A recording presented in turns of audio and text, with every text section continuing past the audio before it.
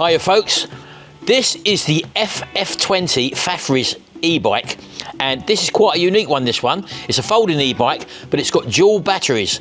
Now I'm not going to bore you with taking it out of the box, but I will show you the key points to putting this thing together. So here we go. And there we go. That's how it comes supplied in the box, folks. Most of it is actually assembled. All we've got to do is basically put the handlebar post in, spin the frame round, put it together, and I think that's going to be it. So let's quickly do that, and I'll tell you a little bit about it. So you do have this handlebar post here, which is a locked mechanism, which we'll be putting upright in a minute. So just opening it up. I just want to get it round to the front. Bringing the pillar up first of all, just as simple as that, and pulling it in there. That brings that one in. Just bring the frame together and pull that lever across. It's got a little safety lock on it there, as you can see, which automatically pulls in once you clip that into place, and that is it. It's as simple as that. Is to bring the handlebars up, which can only go in one way.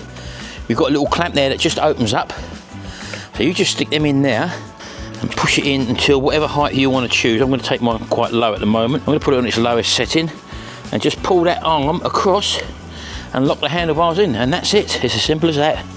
It's exactly the same with the seat post. Now if you find that it's not tight enough, just bring your clip open, and there's a little knurled nut on there. Just turn that in 1 or 2 turns or half a turn, then try it again and it should lock it in place. If it's still a bit loose, just literally wind it in a little bit more until you get the right tension on your seat post. And there we go, I'm happy with that one. But I'm going to need to tighten up the headstock bolts there. I'll show you that in a second, because there, as you can see, the wheel's not turning, and it's just a matter of lining the wheel up straight, lining the handlebars up straight, and then just nipping up them nuts. So we'll do that now after we've had a look at the accessories that come with it. And also I've still got to put the pedals on. So you do get a bit of wastage. You've got all the cardboard there, which I've actually cut up. I've got some odd bits of polystyrene in there as well, and also the main packaging over there. But that's okay, we get a little gift box inside, so we don't know what's in that, so we'll have a quick look in here. If we just slip the lid off, there we go, what we got in here. So you've got a letter there from Fafrees. You've also got some sort of customer service letter there where you can scan the QR codes for a YouTube video, or also to join their club. And that's very interesting. They give you a free inner tube as well for the tyres. You also get a set of brake pads, which is fantastic. You do get a key ring, as well as a multi-combination Allen key set there, which is nice. You get a spare set of reflectors as well. Now don't forget, the reflectors are also fitted to the bike at the moment. So you've got a spare set there. You've got a 15mm and a 13mm spanner, as well as another couple of inner tube caps as well. So that's a nice little free gift there, isn't it? And in this box, which should be hopefully the charger unit. So let's just open this one up. All right, here we go. Yes, you've got your pedals in there, which are handed, and also metal pedals, which I like. There's your charger block there, depending where you are in the world. You've got a 13 amp plug fitment for the UK fitment on this one. There is your instruction manual, your user manual there. So anything you need to know about the bike will be in that book there. Okay, so I've lined up my forks, and I'm going to take a 5mm Allen key and literally just nip up these front supports for the steering column, so to speak.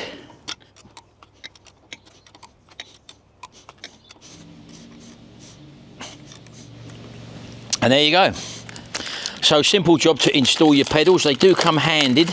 In other words, the left's got to go on the left side and the right's got to go on the right side. The pedals are marked L, and also the pedal crank arm is also marked as well. The left-handed one actually does up in an anti-clockwise direction, so make sure you do that correctly.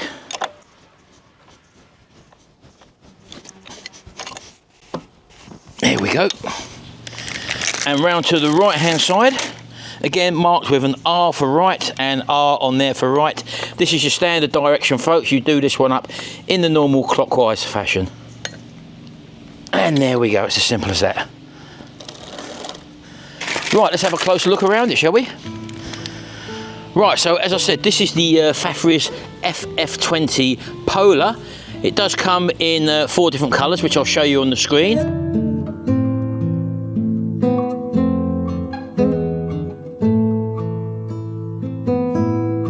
and it has the dual battery set up there. As you can see, the one is bolted onto the back of the upright, and the other one is enclosed into the actual cross member of the front part of the bike there. It does feature the Shimano 7-speed tried and tested gear setup, which has got the Tawny Shimano mechanism on the back there. Very reliable system this. Again, it does come with disc brakes front and rear, and these ones are manually operated by cable. Some people actually prefer them, and the frame is an aluminium alloy frame, so there's no fear of that rusting, and it'll be very, very sturdy. These e-bikes nowadays are a lot better built than what they used to be when they first come out, especially the folding e-bikes. They don't give any flexion whatsoever. Coming around to the forks here, you have a dual suspension set up on the front.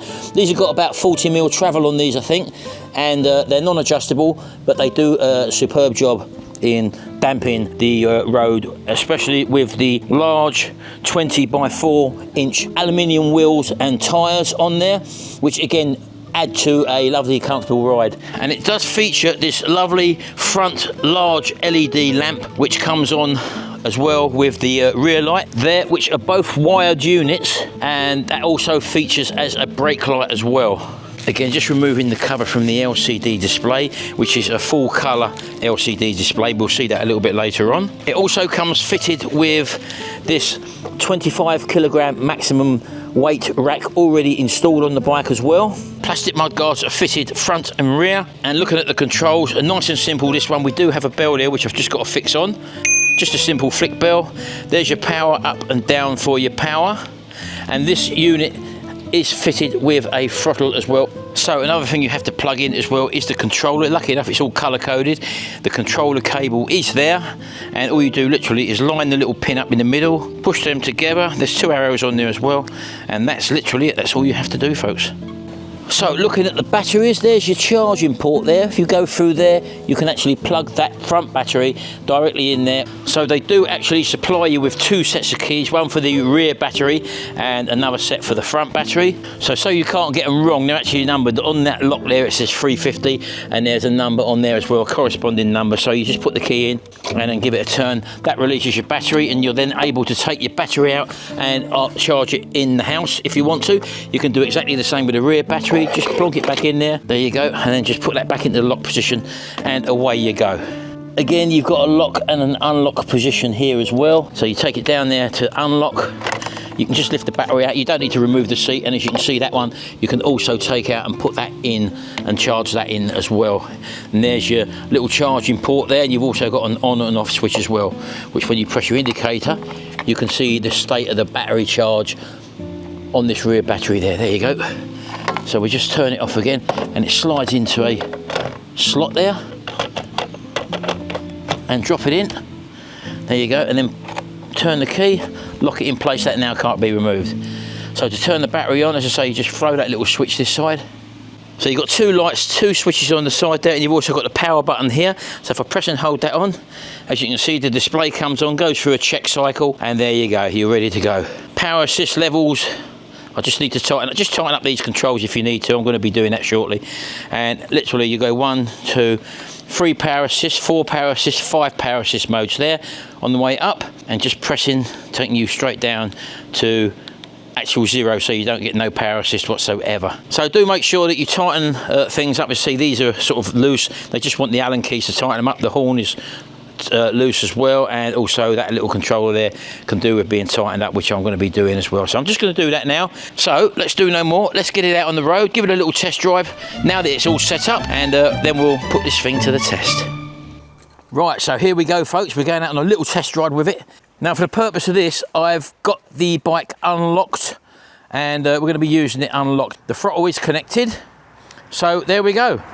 Time to get on it, give it a good test ride, and let's see what we think of it on the road. Power is turned on at the battery, just checked it. Your controller, as I mentioned, is turned on by there. Now you can see the display there goes through a little check there. And our power assist is up and down there. And let's get going. Power assist 1. I'm just going to keep the bike, take it up to its 7th gear, to be honest with you, because I've got the throttle connected. And I'm just going to increase the power assist now. I'm just using pedal mode at the moment. As soon as you hit power assist 2, you can feel it come in automatically. Powerhouse 3, yeah, yet again. And I'm going to just go up to its maximum. Oh, you can really feel it pull, folks. Now, don't forget this one is unlocked at the moment. So I'm going faster than the standard 15.4 miles an hour. And you've literally only got to be ghost pedaling, just turning your pedals just a little bit for it to carry on. As soon as you stop pedaling, then it goes off. And it's a very comfy ride, I must say. Right, we're going to try the brakes out for the first time. I'm leaving it in 7th gear up here. And I'm just going to take the power assist down to number 1. Yeah, the brakes work lovely. These discs definitely do pull very, very well. And for pulling away, because I'm in 7th gear, I'm just going to twist the throttle. And in power assist 1, that pulls away lovely and controlled. And up the gearbox again now. Now I'm just going to use the throttle now, just pressing the up button. And it should go up to maximum speed. Plenty of power for this little bike. Just off the throttle now. As I say, we're going to a little off-road area at the moment, but on the road, this thing operates really, really well. Now I'm in 7th gear at the moment. Using the full Shimano gears now. Working an absolute treat. As soon as you stop pedaling, then the power kicks off.